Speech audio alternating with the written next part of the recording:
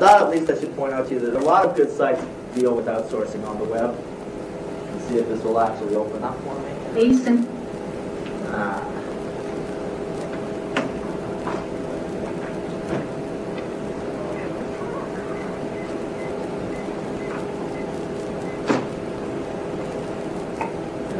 There's some sites that talk about outsourcing. Outsourcing Center does some definitions. If you haven't had a chance to go to a site, Outsourcing Center does a lot of articles, does an outsourcing journal, has materials on outsourcing that's available to you. It's a great site to get a sort of reports. One of the areas that people who have written a lot in the last few years about outsourcing have actually been government departments. One of the big departments has done a lot of writing. It's kind of interesting to follow on. It's the Department of Defense. Department of Defense will always tell you that since the Cold War, they're the department that's been cut the most. And in getting cut, what they've had to do is look at ways to run that department outsource-wise. And so they've written some good articles and then some replies to what's happened and what the whole experience has been for them. And I think they're great articles to look at the sort of pros and cons of outsourcing within a department. There's an outsourcing institute. They have a website.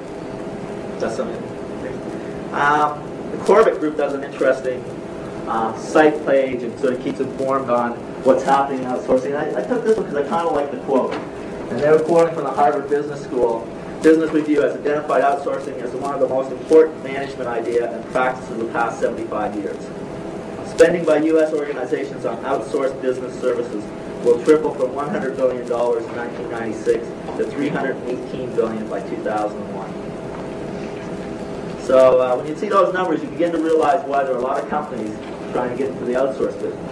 There's a market there, and there are people who are trying to do it. And they write an interesting article on best practices managing the outsource relationship. Would suggest one. A couple of new books out. There's one on information systems outsourcing.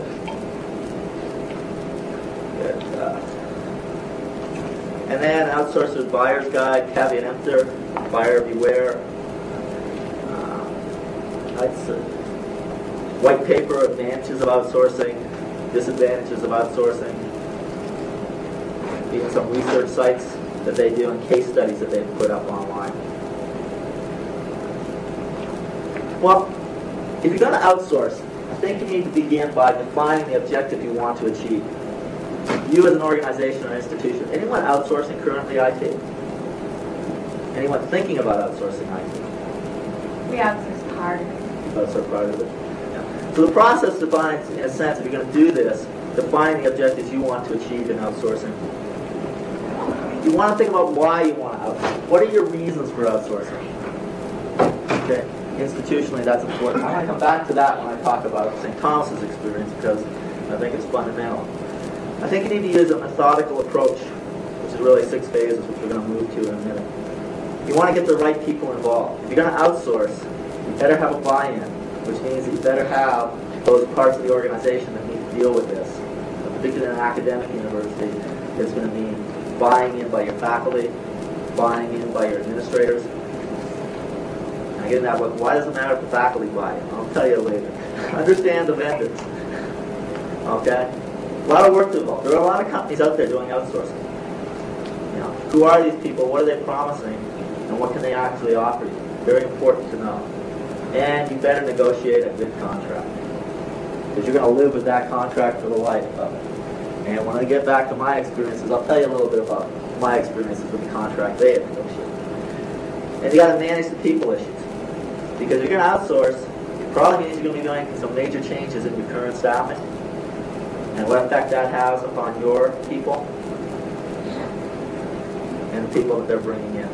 As I said, methodical approach to the outsourcing: planning, analysis, design, implementation, operations, termination. Let's think about reasons for outsourcing. You want to reduce and control operating costs. That's clearly what your administrators want to do, right? What my dean wants to do. He wants to reduce and control his costs. The university wants to reduce and control their costs. You want to improve the company focus. I mean, let's get back to the reality. What is it? What are the core? That's the buzzword. the core of what we do. What do we want to focus on? Is IT core to what we want to do? Should it be core? Or is it a process that's outside that core? And for education, I think this is a question you have to ask yourself. If we're looking at distance education, if you're looking at involvement, does IT, is that so core to what you want to do successfully that it should be in-house? Or is it external and can be taken that way? So what is the focus that you want to have? Do you want to free internal resources for other purposes?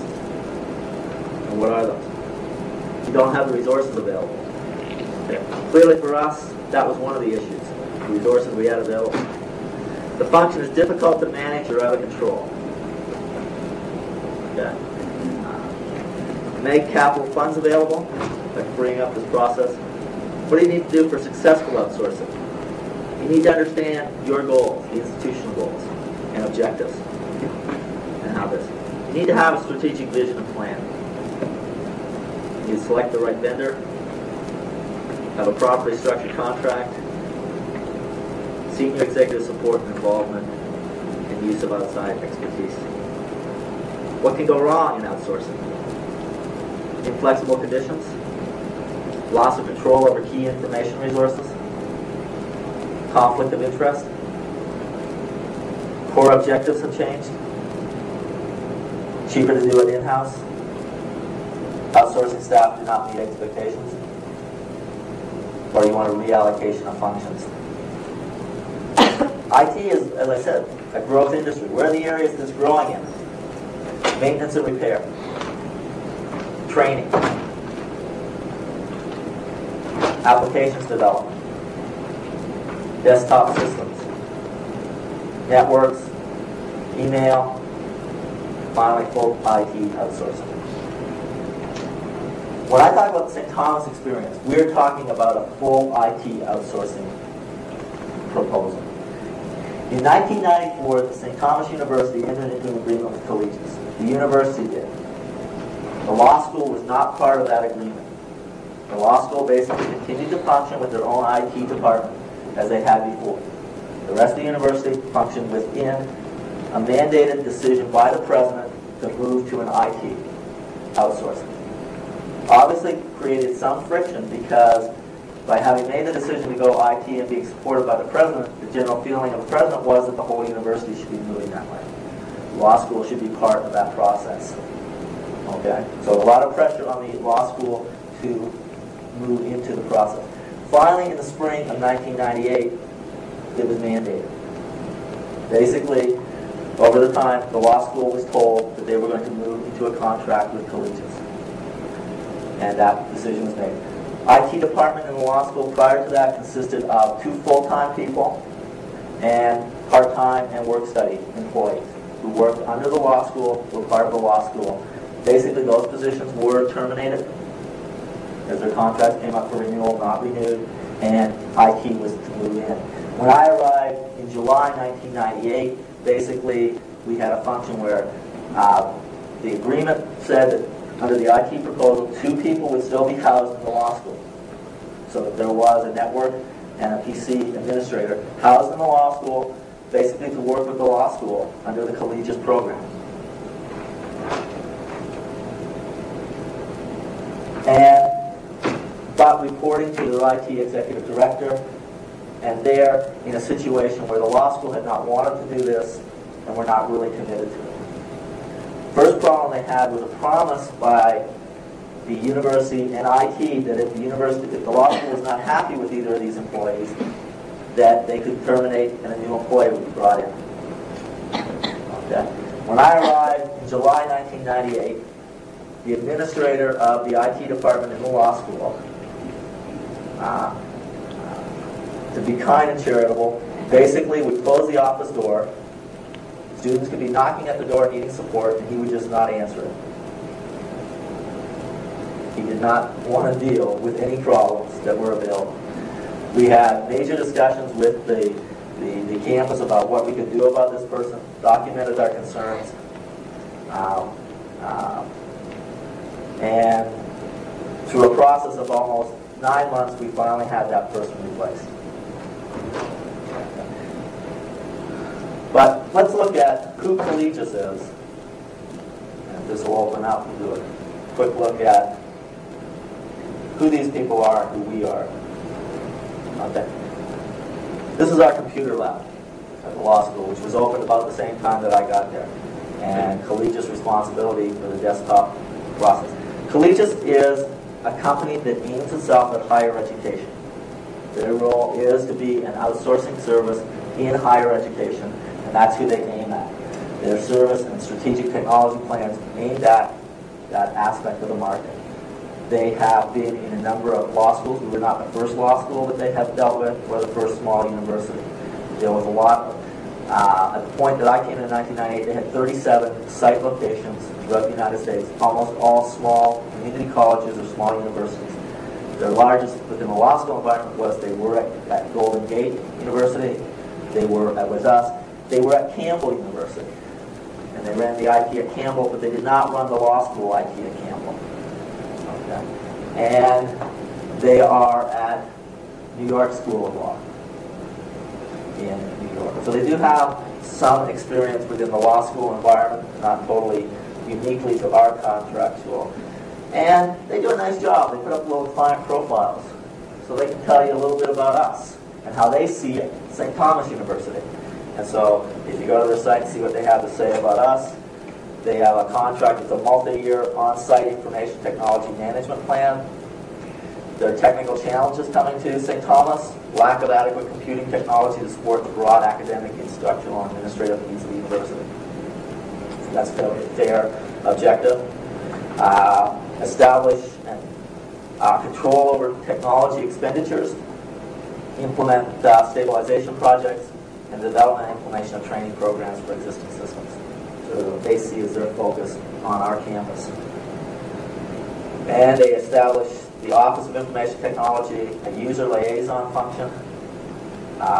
They created, in essence, a technology governance council that existed so that the administrative leadership of the university meets on a monthly basis. That would include the president of the university, the associate, what we consider at other universities the provost, the dean of the law school,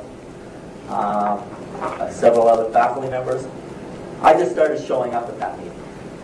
It became clear that we had really no IT function within the law school and nobody was taking a hand, and what we were doing in the library seemed to be part of it, so I just told my dean that I would be there.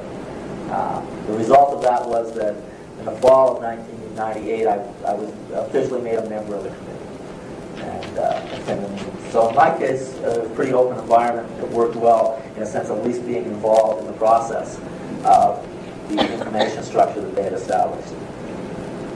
Their mission, as you can see, is to provide information technology services to the higher education market. So they focused on who they're trying to deal with. As you can see by their numbers, they have 600 plus employees, 1999 net sales, $47.5 million, and they're based out of Maitland, Florida. Okay. The interesting thing about Collegius, and I wanted to draw this out, is Collegius has created, or did create, a Collegius Research Institute that they funded up in the Triangle. The Collegius Research Institute, funded by them, was an opportunity to do some work. This was actually kind of an interesting institute because behind this, and the person that they brought into this process, the institute, which was sort of aimed at giving them a chance to have this institute, free institute standing there to be able to develop new products, work with products, develop that sort of scope and expertise as they dealt with distance education processes. The other piece of this puzzle was that the relationship that they had here was with a company called EduPrize. EduPrize. Some of you may have heard of a man named William Graves. Ring any bells with anybody? William Graves has written a lot. He's been involved with computers out of North Carolina, distance education, sort of a guru in this area. Was a professor there. Began EduPrize basically on some funding out of the Triangle. Then spun it into his own little company and left the University of North Carolina to sort of become the president of EduPrize. One of the things that EduPrize does is they do a product for web-based instruction. Okay? So they have their own product for web-based instruction. In 1996, St. Thomas University received a Title V grant. Title V grant aimed at giving money to bring distance education and train the faculty. The approach taken with this in 1997 was to develop from the top down within the main campus of the university a mandated distance education training. Basically, they told all the faculty was, you are going to learn how to teach online through we'll take enterprise in our system, they'll come in and do training, we're going to do cohorts, and over the next 3 years, we're going to train all of our faculty the skills they need to do that. And our faculty are not tenured, and the carrot in front of them was, you don't do this, guess what happens for the main campus. Law school, not part of any of this. We're sitting over here, but this is what's happening on the main campus with enterprise. So an enterprise contract aimed at bringing enterprise in. Enterprise at this point had been bought by collegians. They spun them together with one company. A year and a half later, collegians didn't like enterprise anymore. Didn't see it as a moneymaker, is my assumption on it. They spun them back out as a separate company. So where collegians and enterprise were sort of pushed as this great cohesive coming together for the university and could offer us services, they basically spun them out, and collegians was no longer necessarily high on enterprise.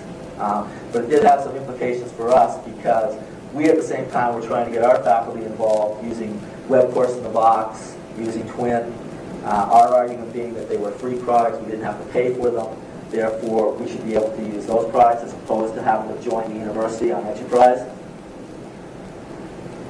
And support-wise, collegians of course supported enterprise. What they said to us, well, you want to use these other projects, we don't give you any support. You can use them, but you don't have any support from us in the projects. You go the other route, we'll bring in support and do some training for you in the process. So they have enterprise, part of the puzzle. I wanted to just give you 4 articles that are out there, information technology, that talk about collegians.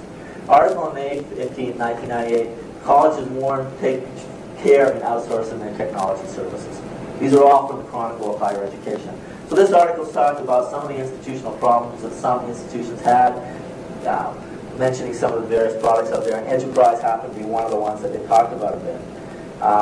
In response to that, there was a letter to the editor, actually from a school using enterprise that thought that the article was on there, that they actually had found their relationship with enterprise to be a very good relationship. Then last year, in October 29, 1999, there was an article again about this outsourcing problems and the problem. This was interesting because this came out at just about the time that the university announced that they were going to do a new contract with enterprise. They were going to tear up our existing contract, redo a new contract with them for another 3-year period of time. And a lot of this stemmed from the fact that they were also trying to get out of what they were doing with enterprise. Enterprise contract had basically spun low end on the first couple of years of the contract and was now moving up to a fairly substantial amount of money if we continued to go with enterprise. What Collegius was recommending to us that they could be sort of a host, allow us to offer whatever service we wanted to bring up. If we wanted to bring up Blackboard, WebCT, that they could support it in-house, and we didn't need to spend $250,000 for enterprise. So we spun it out, we talked about the contract, and we sat down. First thing in the technology governance meeting that I wanted to know was, did we have an open access? We were re-looking at this contract. Was it open? In a sense, could we go out and look at other companies? Could we rethink what we wanted to do? Basically what we were told by the president, that was not an option. They were going with Collegius. We had to look at what we wanted the Collegius contract to be, but we weren't going to look at any other company in the process. To me, that ties your hands in a couple of ways. You don't have a lot of control on what pricing that they're going to offer you, and they know that they're the only company that is part of the process. The other part of the process is, since we had made OIT our technology on campus, guess who sat in on the meetings that we were having? The director of OIT, of course, who was an employee of Collegius, making recommendations. Give you a little illustration of some of my experiences prior to that. First year I was there, I wanted to move the law school into more of a support for laptops. Clearly my long-range view was that we wanted to do some type of, if not mandated laptop, putting in the infrastructure and at least pushing our students who want to have a laptop. Talked to Enterprise. I talked to Collegius about that, where we wanted to go. Collegiate's response to me is it's not part of our current contract. I said, that's fine. Tell me what it's going to, what's the contract amendment going to take? And at that point I thought I was just talking, let's get some numbers, here are the numbers. Next thing I have is an addendum to the contract sitting on the dean's desk, basically saying for $50,000, we'll amend our contract to allow us to support laptops. And I'm sitting there saying, that's fine. Then I get a phone call from my dean saying, the president wants to know why I haven't signed this contract. And I said to him, well, Dean, I don't understand what they're coming from. I said, we've talked about what we want to get to. They're asking us to sign a contract, and I have no wiring in place for anybody to connect to a laptop in my library. To do this, first I've got to put in the wiring, and they want me to sign an amended contract. I'm sitting there going, how am I going to have any students with laptops connecting when I've got no connections for them anywhere in the building? We have two classrooms that we'd actually wired with networking connections. The rest was we were getting pricing on what we needed to do. So even if I want to go this route, I'm saying, if we're a year away from signing a contract on an agreement on this, but you better know what the price is going to be if we want that set of sort. So we had a long discussion, talked about it, we were able to convince them to wait. We, as I said, outsourcing story. Take a look at those.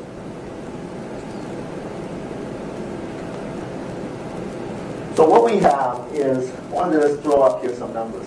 A little bit hard to tell, but the 1996-97 number is what we were paying for our IT support. That's just the IT personnel support that we paid in the law school that year. 1997-98 gives you that number that we were paying versus the number that the law school, the university was paying for IT support under the collegiate contract. And our collegiate contract really is just for support personnel. That's what, and the support that they give us outside from their headquarters office support. So, in 1998-99, when the new contract came into effect and the law school became part of it, we paid $186,000. Basically, that went to OIP. That was our portion of payment to OIP. So we basically took the money that we were using for staffing, went to OIP to pay for our portion of the usage for the whole university, in essence. My way of looking at this, and this may be a little bit nearsighted, is basically what they did is had very little raise in their contract by adding us into it. So we basically got rolled into the new contract, and we paid the money that we were paying ourselves to pay for the total cost of the university. Okay, so we picked up a percentage of the total costing out of ours. So 1998, 99, same thing. 99, 2000, our money basically the same level being paid. When they decided to talk about a new contract, and they wanted to discuss the issue of going to a new contract process, one of the things that was interesting out of this was the first thing that I got in the mail from the OIT was a breakdown of usage of computing at the university. And I phoned up my OIT director and I said, why am I getting this? And he said, well, now that we're discussing a new contract, the vice president for finance wanted a breakdown of what computing was being used by the law school, what computing was being used by the main campus, because he didn't feel that the law school was paying their fair share of computing costs. And I said, okay. And he tells you that we're not paying our fair share, then he asks you to write a report. Well, first thing I think is, if I'm going to write a report for the main campus, and I've already been told that they don't think the law school is paying its fair share, what am I going to show in that report? So what does that report show? It shows that I think their statistics was that 48% of all computing on campus was being used by the law school. And the starting point of this negotiations was whatever the costing of the contract was going to be for the university, we at the law school should be paying 48% of it. So the new contract called for 2000-2001 was almost a little over $900,000, and their thought was that the law school should pay 48% of that.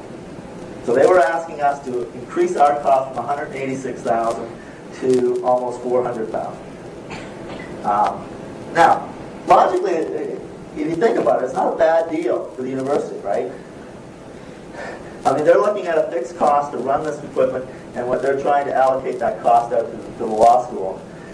OIT is being told by Vice President of Finance that the law school is not paying their fair share. They're obviously going to write a report that reflects some of that. And at that point, my comment to the dean was, we can't win situation in this discussion. The university's made a decision to go outsource. They've made a decision to stick with the company that they have. If we argue against it, we're not seen as a team player. The only thing we can argue about is what is the fair market share that we should be paying. Okay. So we spent two weeks of my time trying to allocate what we thought was our expenditures, our usage of the various products. The end result out of all of that was that we ended up, under the new contract, paying $225,000 a year. So basically our cost went up $45,000 on the process. To understand what they were offering to us, let's look at collegiate organization. This is the collegiate structure at the top end. You have a collegiate incorporated with their president. You have a VP of operations for each of the regions. We're at Region 2. Below that, you have basically the operations center that they have in their Maitland, Florida, in essence. They have a technical services division that includes web maintenance, applications, network design, and research and consulting. That's sort of available on call for need. So that's that piece of the puzzle that they're bringing the expertise to, that you can call on when needed.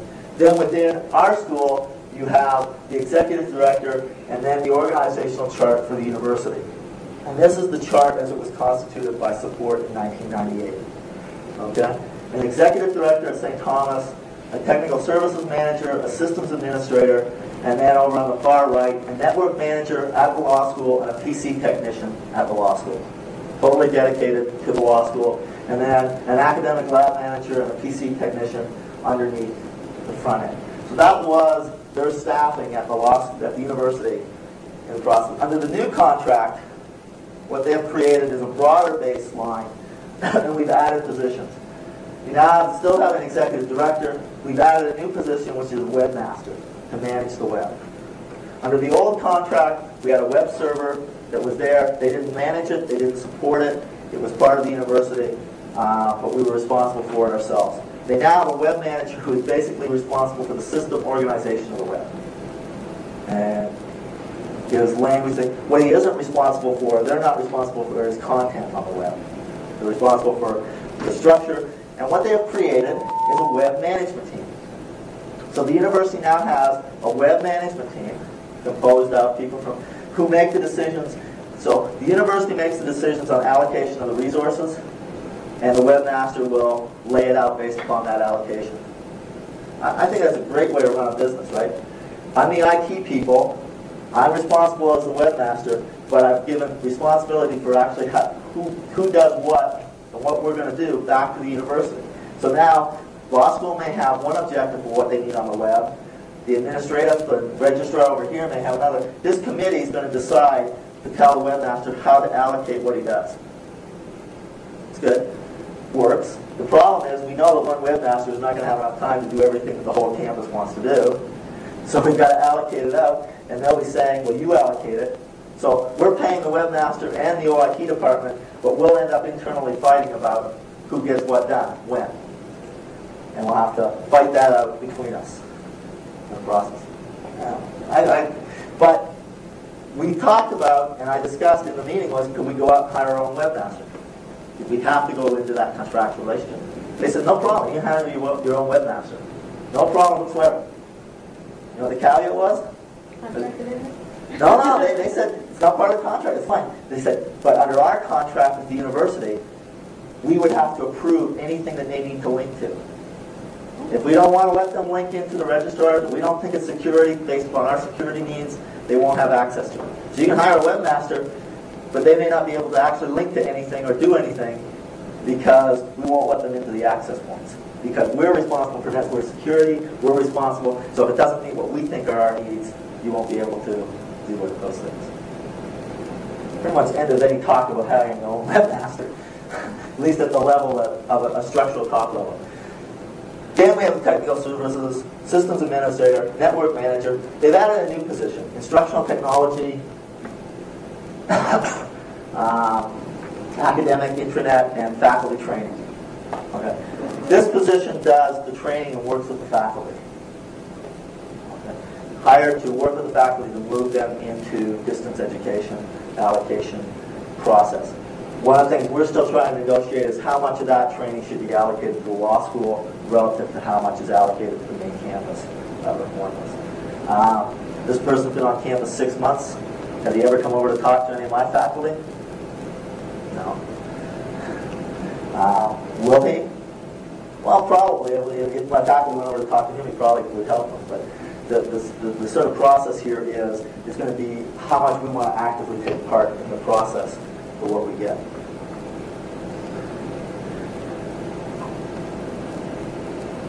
My experience with OIT, I think outsourcing is a good idea. I think it's where we want to be. It's the right thing to do. The problems internally here have been more a result of having been in a contract, an organization not willing to, in re-looking at the contract, to go outside. So our hands were tied.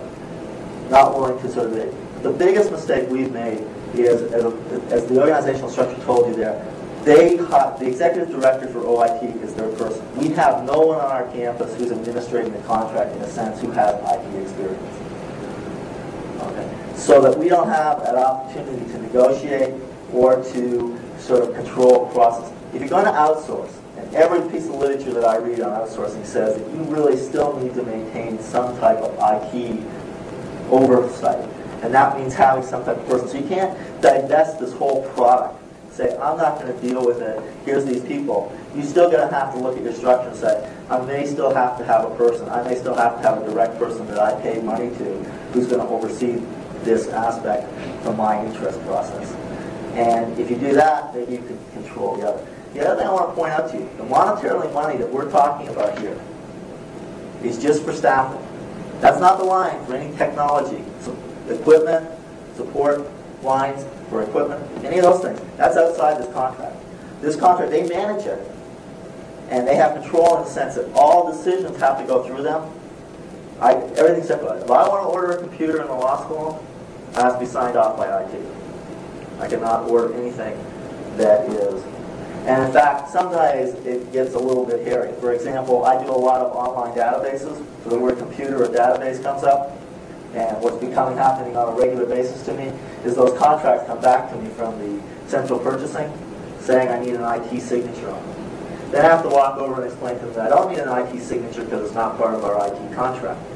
But very much a control process. Now, the good side of that, we've moved through their advice and they're pushing.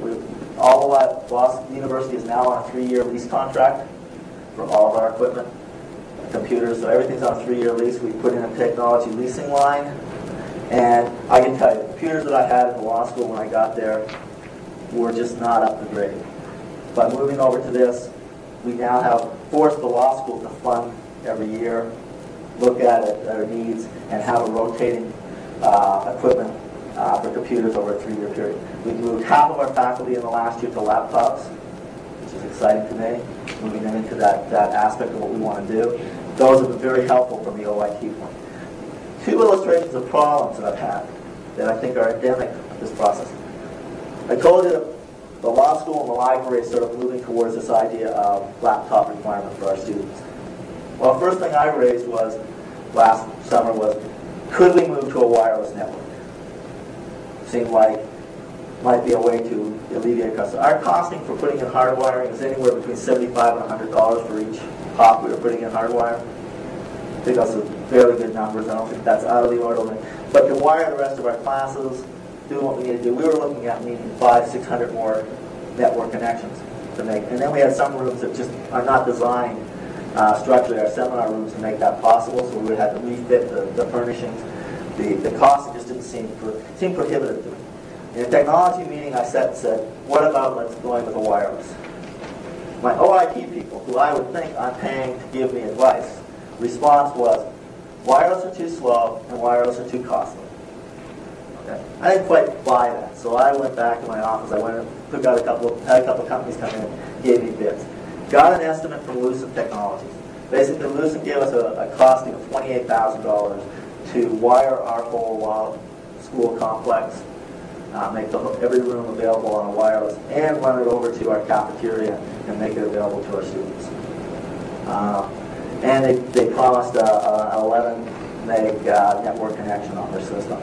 which really actually runs at about 7, I think. Put the pricing back to OIT. They looked at it. I will give them credit. They said if we wanted to go ahead and do it, we could. And 3 weeks ago, Lisa came in and put up a wireless network for us. Had the network up within 2 days. And because of the new contract we have, they do support now laptops for our students for the concerns our students might have. And we have a wireless network up. And it looks like the rest of the campus is going to go wireless on the process.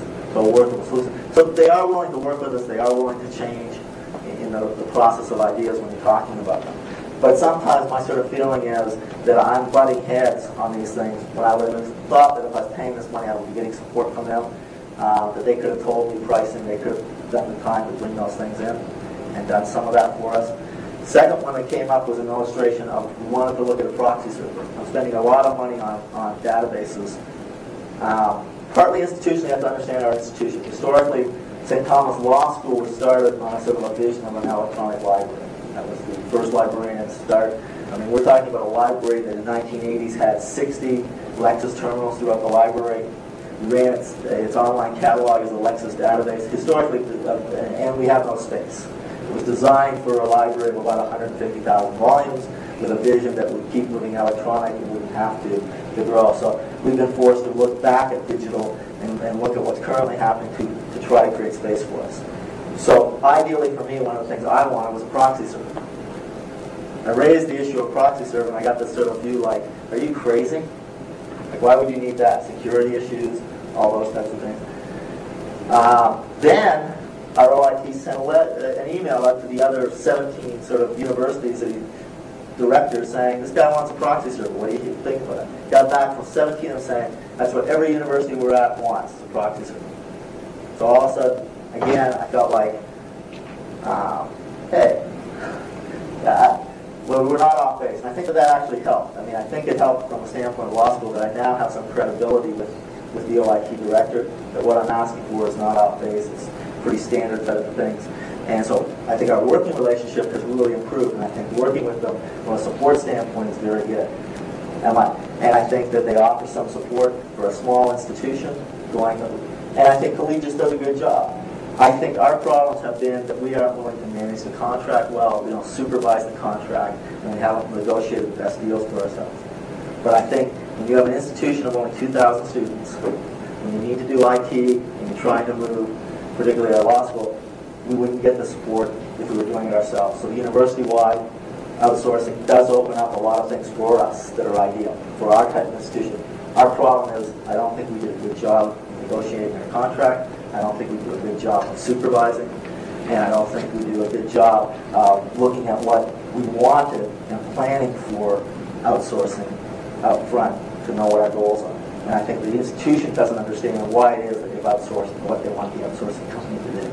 And because we haven't done those things well, we suffer some of the results. But I think on a day-to-day, where we are today, 2 years after I've been there, from where we were, we've done leaps and bounds. And we are running a wireless network, have support for our students, have a proxy server that's up this summer. So I feel, from my standpoint, we've done a lot, and the company is working for us. But do I think it's worth the $900,000 we're paying? No, I think we could cut a much better deal. Any questions? What was the reason they gave you for such a big increase? Almost a third of what you were paying, what the university was paying. About 500. Yeah. The one number you don't have in there because I didn't put it in is I didn't put in the enterprise costs. The enterprise cost in this year would have been $250,000. Basically, by spinning them out, they were able to cut enterprise down to $75,000. So, in essence, what they did is they took the same number that the university would have been paying, $900,000, and just changed the direction. So, instead of flowing it out to this company they spun off, they flowed it back to themselves and said, we'll support other products. And for me and for a lot of other people on the campus, having them support Blackboard and WebCT was much more important than continuing a relationship with Enterprise. So it worked, again, to our benefit in the process. I was wondering, $900,000 was paying for staff salaries? Staff salaries and the support mechanism of their external, their help desk people. They have 24-hour help desk by phone after we're closed. That's run out of their offices off campus. How many people? There were 2 people. There was an administrator. In the law school. In the law school. The rest are available. In the whole campus now, you're talking 9 people under the new contract. Now, 9 people times $100,000, you know, but they've got to take their overhead right? And the cost out the other way. Yeah, I mean, could you do the same thing? Does the extra support that we get from off-campus, in our case, some of that outside support is going to be very necessary. We just entered into, we're just waiting for final ABA approval for an LLM program on the web. So we're doing a total LLM on the web. We really need to have a mirrored site off campus that they can support for us to make sure that that site is always up, running Blackboard. Becomes critical to us. But the program we're running is an LLM in tax with 40 students in Asia and Europe. So it's critical. So some of those aspects are important to us. And so you trade off on what you're doing. Do you have your own network in the law school? Yeah. Yeah. Your own servers? We're running 3 servers in the law school. We've centralized, most of the push has been to centralize servers on the campus, but the law school historically was running servers, so we still run servers. How about your administrative responsibilities? I'm talking about Registrar. registration and admissions. They're all run off the main campus. We use CALI, and the one thing that the new contract allows for, as I was saying, web allocation, with the whole focus of web application by these people is to bring our registrar and online registration and online grade functionality for our students across the campus, interfacing the web with the colleague system, which is their push, and supposedly they tell me that they'll have something up by July 1st. But again, that's where the application is going to be as far as web. So I don't really see a lot of support for the level of the web at what I would want it to do. We're probably going to have to do that ourselves. And that does raise an issue that I didn't raise. Last year I tried to get a job description through that would have been for an information technology librarian. Fairly innocuous title, I would have thought. I had to take that job description ended up having to go to the Technology Governance Committee because it had the word technology in it to get it approved by them. And the advice actually, the collegiate approach initially on this was, if you need a technology person with library skills, we can hire somebody, amend the contract, they can work for us and do what you need to do. My answer back, and I'll tell you my answer, was that's not the issue I have. The issue with this contract and the issue with the people, and it's a fundamental, is when I have a librarian here and I have a problem that goes over their 8 hours, I don't expect them to go home at 5 o'clock. And unfortunately, my OIT people, you know, they're hired by collegiates, they're on an 8 to 5 contract or 9 to 6. At 6 o'clock, whatever they're doing, they walk out the door. Just another question is, since you're doing the whole package, and most of us don't have that or won't be transferred to that, but what are the areas that you feel are most appropriate for outsourcing? Or the ones that maybe every once in a while you think, oh gee, I wish I didn't have to, I had more control over that myself? Yeah, I mean, I actually, from a whole IT functionality, the fact that these companies bring with them other things, their backup support and their off-site support, I think are real advantages to outsourcing the whole product, sort of product process of IT. I'm not convinced that the help desk from a law school makes any sense. I'm just not sure my students are ever going to use the help desk. It's not the type of functionality that they're going to phone the help desk, but I may be proved wrong. I'm going to closely monitor the actual stats on that because they give me statistics. Kind of bringing this issue of kind of trying to rein these people in as far as like, you know, they're sitting on in these committees that you're trying to make decisions for the university. It's kind of a conflict of interest for them to kind of be there, super representing themselves without you having any representation of any internal IT strategy or anybody with knowledge that actually could push your interests forward without them interfering and trying to control the whole thing and really kind of keep you know, kind of caught squeezed by their company. Right. And that's our biggest dilemma. There really is no one on our campus that has those type of skills. I mean, I don't consider myself an expert in this.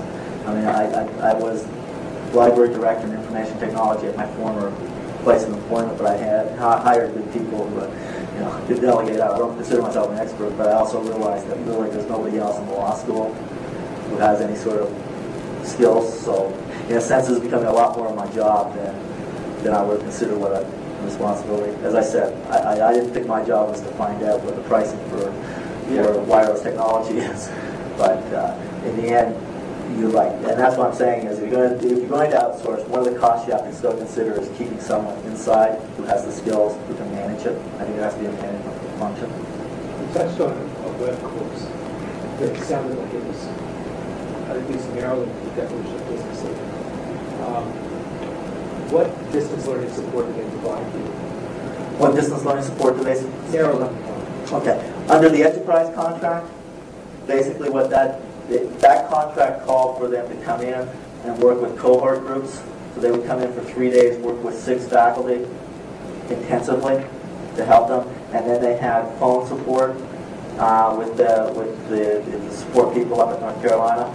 And basically then they would come back every month and meet with those people to help them in the process of developing their course material. And the idea was that over the time they would go through these cohorts and educate the whole campus, the main campus group of people in the enterprise product. The change was that they brought in an information technology person who is now on campus, who works with the faculty directly. Their complaint was that the cohort worked really good. What the follow-up by phone and those didn't really meet their needs. So the idea was to bring in an invitation ball, so we still do the cohort training, but now they have a person who's there whenever their need is after they've been trained directly on site to work with them. But in terms of equipment and everything else, you're on your own. Well, with Enterprise, they run their own server out of North Carolina, and you load onto that server your course, and it's mirrored up there. The problem, that's why the Enterprise contract was so expensive, they charged you by every student in a course. So every time you put up another course, every student was a charge back to them. So the host and man, they charged you by student. And that's not unique. LibCT does the same type of thing if you ask them to host it themselves. Blackboard does the same type of thing if you ask them to host it as opposed to bringing it in-house. What we're doing is moving to a Blackboard base and bringing it in-house so we don't have those costs. And the reason we made that decision is we have the law school web course in the box through Lexis. Web course in the box was bought by Blackboard. They've developed the process actually to spin a course over. Lexis has 2 more years left on their contract with Web Course in the Box. So basically they'll be running Web Course in the Box for 2 more years. I figured at least another year with our faculty, we'll see how Blackboard is the program that our people running the LLM use. To be totally honest with you, our LLM program is basically a group of faculty who are coming to us who have been running an LLM program for 2 years at Regent University. 2 of their faculty decided to leave Regent. They asked if they could come down and talk to us. They decided to come on board with us, but they wanted to continue using the same product that they had used, which was Blackboard. So we'll put up a Blackboard server for them. But it melded really well because my sense was that we were going to have to move our Web Course in the Box people over to Blackboard anyway. And they've developed basically a zip program. You zip up your file, move it over to Blackboard, non-zip it, and it automatically does all the permutations to put it into the Blackboard file. So we'll wait another year. We'll use Lexis for another year for our faculty, and then move over to Blackboard internally. And then we'll use a support person who's on campus to help us do training. Blackboard. What's the difference in the personnel costs that you had before you outsourced and now after you outsourced? And is there any? I mean, is it possible to multiply? Okay. I don't think for us there is any difference for the law school because all we've done is spun our costs. Basically, we've been asked by the university to spend that money over to OIT. So all we've done is subsidize the main campus OIT program and spun the money over. So we're spending $225,000. We would have spent $225,000 for our own people. We're just spinning it over. All they've been able to do is, in a sense, sign a contract that allows them the same level of costs for the whole university, and then we pay almost a little over a quarter of that cost out of our monetary. So in that sense, but that for us is actually a positive. Now we're seen as a team player within the university. We're part of the process. As much as we would complain that isn't that part of the 24% overhead that we pay, but it's seen as a positive. And I think because we're seen as a team player, we're getting better results from the OIT department. But I think long term for us, we are building a relationship with the department, with people, and getting the infrastructure support that the law school needs. I think that always our faculty are going to think that they have better support when they were their own people. And I can understand that to a certain degree. But I think the other thing is, even with 2 people in the law school, we don't really utilize them very well. And that's something we need to get a better handle on, how much actual control we have to utilize those people and where we should be utilizing them. It seems to me that the 225,000 you could get in the order of 4 or 5 full-time people and not have to go through all of the problems that you go through essentially. Is that not fair to say? Yeah, I think do you get a major benefit out of outsourcing? Yeah. And I agree with you. If I was doing a negotiation, outsourcing it, I could have said, I'll contract with Collegius as a law school contract, that as base 220, I probably could have cut a better deal. And as I said to you, we're paying some of the expense for the university. But they've done a better job of giving me high-speed connection. They've done a better job of bringing the university up so that, yeah, it's a trade-off. Are those things worth it? In our situation, probably, you're right, I could probably do better. Though I will admit, IT is such a, right now, I wouldn't want to be trying to find an IT person, and I'm not sure I'd get 4 people today, in reality. Whereas with them, they have to have somebody there as part of our contract, so they're sort of forced into the dilemma. You think, like, as far as the benefits, you got to say more institutional-wide benefits rather than law school benefits? I think that the law school's perspective would be that way. My personally, having coming in with the last 2 years, I would say that we've moved the law school ahead, whereas the law school was doing a lot of things with their own people, sort of not really, they're band-aiding solutions because they weren't giving the money and focusing, so that the institutional had at least focused us and forced us to do some things that long-term are better for the law school, even though doing it right rather than wrong in this sort of sense. Process, but so it's work in that process. So I'm more positive on it than probably the rest of my faculty or my associate. Now my dean who's new coming in is probably more pro process. Our experience says that we get better consistency from outsourcing with people who are going to be there all the time and do nothing else but that. When we hired an IT staff, the turnover is so incredible because they can immediately go out and get a different job for more money right now. So they're always leaving, and then the next person that comes in says, oh, the person that did it before me really messed this up. And so you just get all of that. It's just such a headache. I would much rather have somebody else take care of that. Yeah, and I think you're right. And they're setting standards from the top end. So if they have a person leave, they've kept good record. Right. It's their business, and they've made sure it meets to their standards. So you're paying for some of that consistency, which really helps, I think, in the long term for us in the process. But do you have someone there 24 hours? Like, do they run the computer labs? Something happens at night in the computer labs. What happens? Computer labs are staffed by students under their direction. So there is someone there until we close the process. But you're right. Now they have been better. I will admit, when I first got there, I couldn't get a phone number. I couldn't get my people now are on call. They will respond to those types of university problems, and they realize that that's part of keeping the contract is some of that type of response time process. So they are getting better. Now we've had some disasters. We run Endeavor on a box for our online catalog and libraries, the 2 library systems. The box sits there. It's not part of the contract, so they don't take responsibility for it. We had some problems where they were supposed to be doing backups on it. Backup didn't get done. We were upgrading. We literally lost 6 weeks of work across the board for everything we had to reconstruct and redo. I mean, there have been some of those, but we've worked with them, and we've resolved some of those problems. I think we're moving along better. And again, if I had negotiated the contract, that would have been part of my contract that they would have responsibilities for that box. But it's still like an example of the main institution doesn't see that as an important. I mean, they were willing to spend $100,000 to put up an Endeavor system for the 2 libraries, but didn't have the foresight that they might need some support aspect of the process.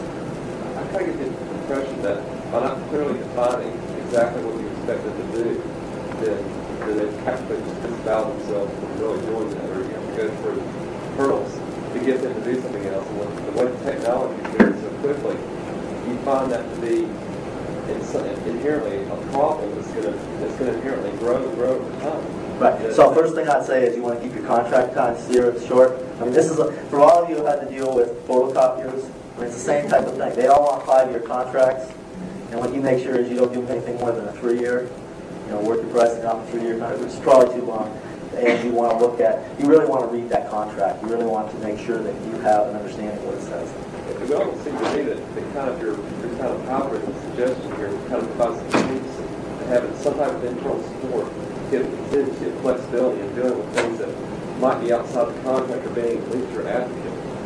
Is that something that might be along the lines of what you might be thinking? Yeah, I mean, my sort of feeling is at $900,000, I think I could have taken $80,000 of it, gone out and hired a manager myself, and had them negotiate a contract and probably got me $820,000, and been in the same place and then had an advocate to deal with it.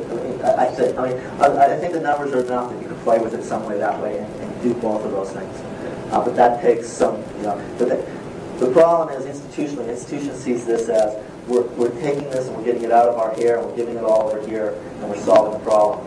They don't think about it that now you have a relationship that has to also be dealt with on a basis. And remember, my executive director, he's paid on how much of that $900,000 he can give back to the corporation, right? So if he can keep his costs down, keep his employees down, doesn't have to pay overtime, can run things, then he's going to get a large bonus at the end of the year. Well, it's exactly. I mean, he hasn't divulged to me what his, but I know that he's paid a fairly significant bonus if he comes in on his prices. So he's there, and that's what I have had problems explaining to my president, who says you have to think of these people as an OIT department here. They're not an outsourced company, and he doesn't understand that this person doesn't work for us, doesn't have our best interest. It's a merging of this. He wants to be able to have a good report from us back to his company, but he also has them saying you need to cut your costs, and that's the bottom line where you got to work with type of process. So he's in a. I'm not sure I would want his job. I mean, in a sense, except he's worked it out real well. He now golfs at least 2 days a week, so he's put a staff together that allows him some flexibility, and he does take note to lunch. So when we talk about these, he puts up the cutoff. He has the better be golfing yet. What about law students and faculty are sort of an idiosyncratic group, and also I think very fussy. And do you find that when your people are handpicked that they might not necessarily know how to communicate? Yeah, and that's what I was explaining to you with the problem with the first person that we had over in the law school. They didn't have Just close the door and don't answer. Well, that might be a good way. Our problems. And so we have done much better in going people persons.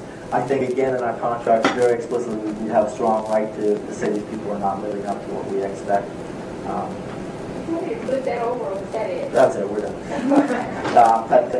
So that's important, and that is a problem. I mean, we have, and that's, again, why I wanted an information technology person in the library to deal with my faculty. We need our hands on somebody that they think is credible to talk to them about pedagogy. Even though there's a person over there that they've hired who has institutional pedagogy skills, my faculty are not going to go over and talk to this person and structure. And it's something that was said this morning. 2 things that were said this morning. We don't value teaching, and we give total control to our faculty. So then to say, if somebody over here could talk to you about how you can create an online successful course, well, most of our faculty, that's stuff to think about. They've probably never had any pedagogy.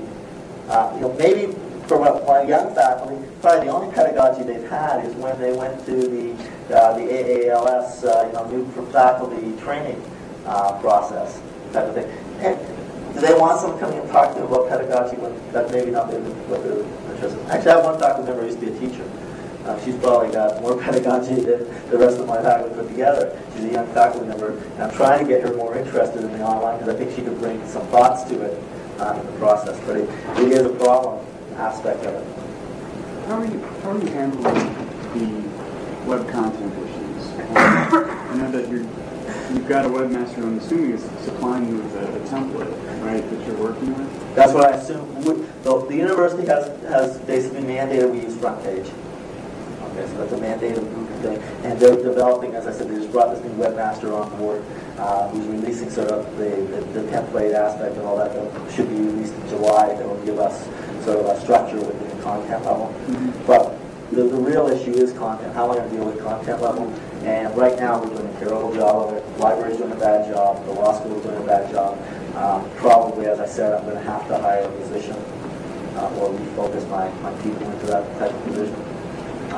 What we probably are going to do, I think, we had a person who was working as a lab attendant historically. Now with the new organization where they're taking over lab coverage, that person has a lot of web background that they do on their own business. I'm going to spin him over July 1st to the library and give him web responsibility. But there's nothing, to go back to your question, about IT support, I wish Billy Joe was here from Nova. I mean, she basically lost her whole IT department a couple months ago because they all went out and started their own company. And she can tell you some of the horror stories, but she's, the aside she said to me was she's pretty sure for the last 3 months they weren't doing much work for her. So problems are not, are academic there in that sort of aspect. But, and web is, if that's where you're going to and that's what you want to do, then it becomes very much of a part of the puzzle. You want to process it. And whose role is that in the schools? And I think we have to make a more focused aspect of that. Did you have a trial period with them? Did they going to try each other out for a couple of months? Yeah, I believe that they had a trial period with them when they were in 1994, 95 when the main university set up. But remember, the law school was doing their own thing, totally not part of the process, and has sort of brought in kicking and screaming into the process. And because of that, historically what the law school was saying was they're only saying because they're trying to protect their own turf. They're not part of the solution. I think as it develops and we are more involved in some of these things and issues, they have more chance to be credible. And maybe the next time a contract comes up, maybe we'll have some bargaining points on some of the process. But that's my hope, at least. I guess, as I said, I can live with it. It's worked for me. Any other questions? Thanks.